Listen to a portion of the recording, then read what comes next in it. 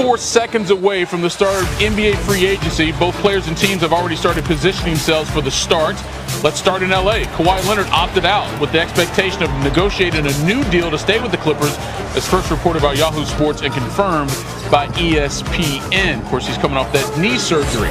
Former Clipper Chris Paul has until midnight Eastern to decide on his $44 million option with the Suns, but Adrian Wojnarowski is reporting that there's optimism that if he does decide against picking it up, that he and Phoenix can reach a new deal to keep the 11-time All-Star in the desert. And after declining Andre Iguodala's $15 million option, making him a free agent, Miami turned around and picked up the $19 million option on Goran Dragic's contract. And there's growing belief that the Heat could use Dragic in a sign-and-trade package with the Raptors to bring Kyle Lowry to South Florida.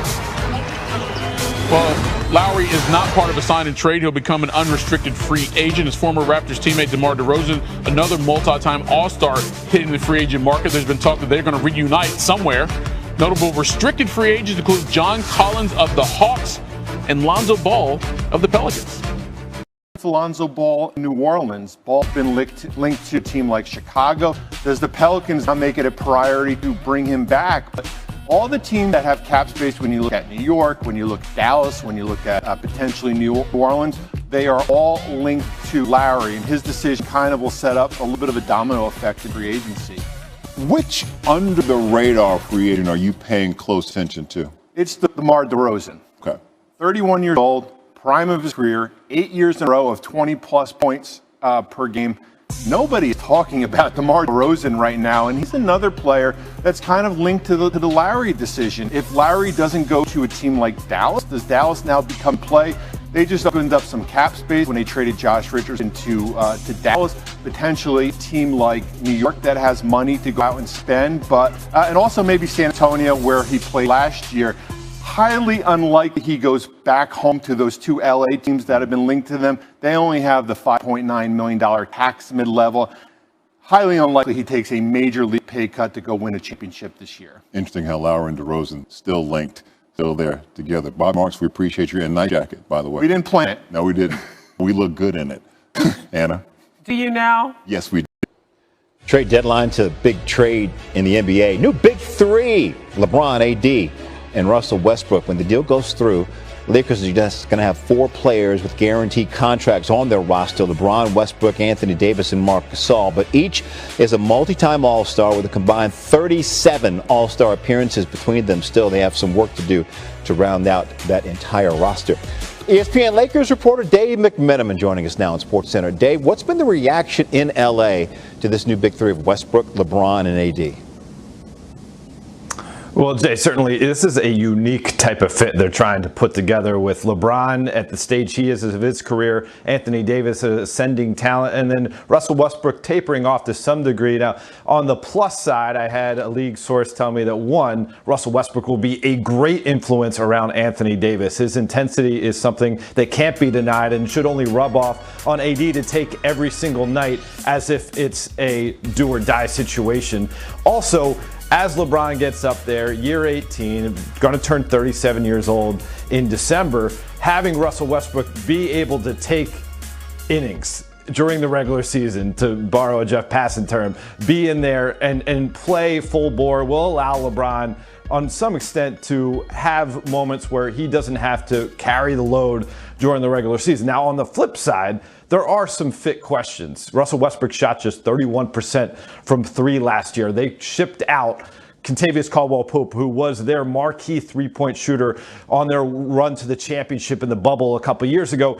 And the deal that they didn't do with the Sacramento Kings would have yielded them another shooter in Buddy Hield. So shooting a big question mark here, but certainly, as the LA Times reported, LeBron, Anthony Davis, Russell Westbrook all got together on the same page a couple weeks ago at LeBron's house and said, we'll all sacrifice whatever needs to be done in order to make this work. So we just saw the team's current roster featuring just the 4 players with the guaranteed contracts. So what's the front office plan for filling out the rest of the roster alongside that new big three?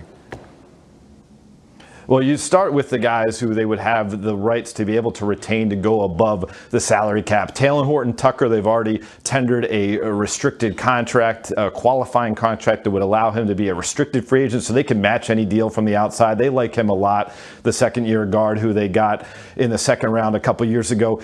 Alex Caruso is a free agent, and that's someone who they've also grown in their program. They would like to keep if the price is right, but they're going to have to look outside, and it's going to be a lot of veteran minimum contract type of guys. The names that you're going to hear are players like Jeff Green, Carmelo Anthony, players of that ilk, guys who have been around a lot who would like to join a potential championship club. And then what do they do with the taxpayer mid-level exception? That's going to be key, vital for what they do. They break it up to try to pay a couple guys above the veteran minimum contract, or do you go after a name like a Patty Mills from San Antonio, a guy with championship experience who is a dead-eye three-point shooter? Because they're going to need to add shooting to this group as much as they're going to just need to add some bodies to fill out a full roster. Yeah, and LA, once again, the second shortest odds to win the 2022 title behind Brooklyn. Dave McMenamin, good to see you, bro. Let's go Russell Westbrook by the numbers as he gives LA its new big three. LeBron, AD, Westbrook combining for 34 All-Star selections. They'd be the second team to have a trio with that many, along with the 2011 Celtics, who featured Shaq, KG, and Paul Pierce. Gives the Lakers two of the best playmakers of all time, LeBron and Westbrook, combining for 283 career triple-doubles. Westbrook is the all-time leader in that category, LeBron ranking 5th. There's a question, though, how they're going to fit. Dave just talked about it a bit. Westbrook shooting just over 30% from three in his career, the second worst all-time among players with 2,000 attempts in an area the Lakers ranked 21st in last season.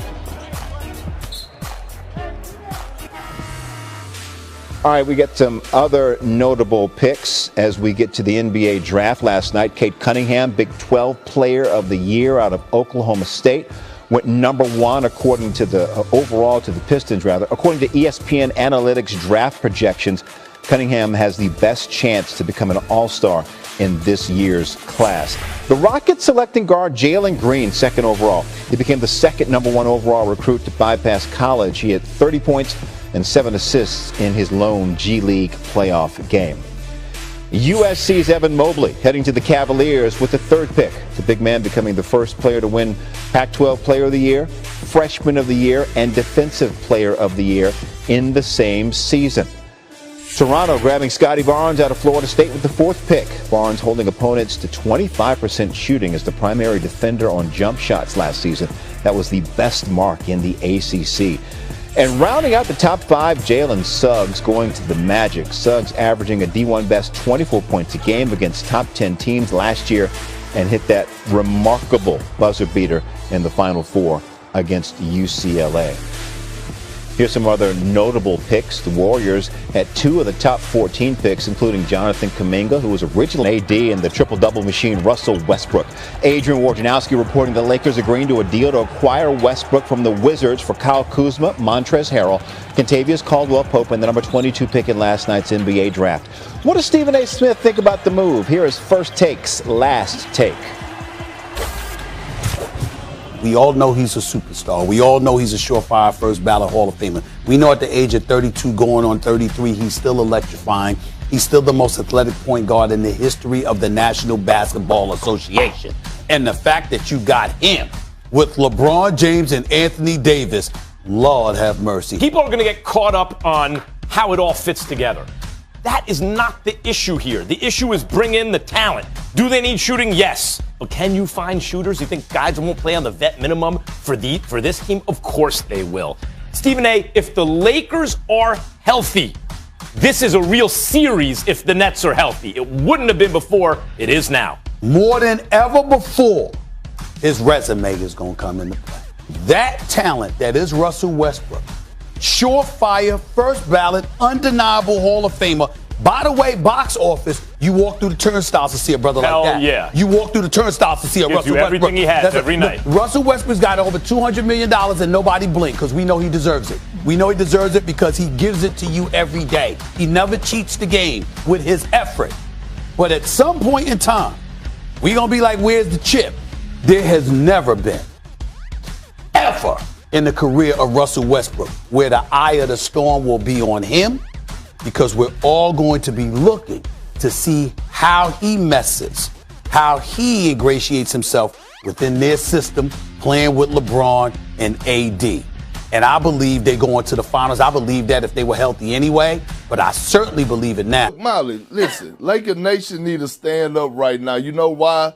Because they're moving on up like the Jeffersons right now. Yeah. I'm telling you, it's lit right now in L.A. Russell Westbrook makes them the clear-cut favorites to come out of the Western Conference Finals. Western Conference. Let's make no mistake about it, right? And then you just got to go add a few pieces, some shooting, things to that nature. But look, you got David Fizdale over there, who was with LeBron James and Dwayne Wade when those guys were punishing people on the low block and learning how to cut and slash and play off of one another, getting out in transition. We'll see that happening. And by the way, they have the best player development coach in the game, and Phil Handy, that hasn't got his chance to put his hands on Russell Westbrook. Once he get Russell Westbrook in his space and in his area, he's going to correct that jump shot of his. I'm not saying he's going to come back shooting like, I was going to say Joe Harris, but I don't want to say Joe Harris because the way he was shot last year in the postseason. But he's not going to come back shooting like Steph Curry. But I guarantee you, Russell Westbrook, a guy that has been to the finals, he knows what it takes. When as a youngster is going to come back on a mission, he's going to put that key in Anthony Davis back where he can't take those possessions off. He's going to bring the best out of Anthony Davis. Laker Nation stand up. Magic Johnson is happy. Jenny Buss is happy.